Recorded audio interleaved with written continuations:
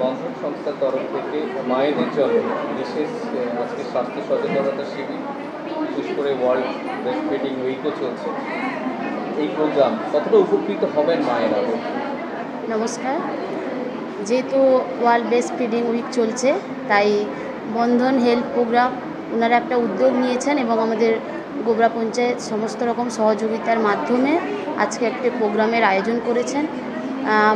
কিছু মায়েরা এবং আমাদের আশা দিদিরা এবং বন্ধন হেলথ প্রোগ্রামের সমস্ত কর্মী উপস্থিত থেকে যাতে মায়েদের ব্রেস্ট ফিডিংয়ের সঠিক বার্তাটা পৌঁছাতে পারে। যেহেতু মায়েরা জানে যে বাচ্চা 6 মাস বুকের দুধ খেয়েই বাচ্চা সুস্থ থাকে, মাও সুস্থ থাকে, কিন্তু ওটা যে সঠিক পদ্ধতিতে খাওয়ানোটা দরকার, ওইটা সঠিকভাবে সচেতন করার জন্য বা নিয়মের মাধ্যমে খাওয়ানোর জন্যই আজকের এই প্রোগ্রাম।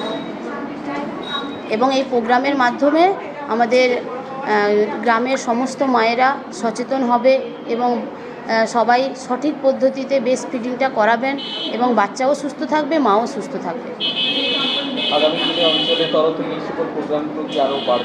হ্যাঁ, এটা আমাদের ফার্স্ট প্রোগ্রাম। আমিও আগামী দিনে এটাই সিদ্ধান্ত নিয়েছি যে এই প্রোগ্রামগুলো যেন আরও হয় এবং আমাদের গ্রামীণ এলাকায় যাতে সংসদ অনুযায়ী হয়, তাতে মায়েরা যাতে আরও সচেতন হতে পারে। আমি দীপিকা সাউ ভূঁইয়া, গোবরা গ্রাম পঞ্চায়েতের প্রধান।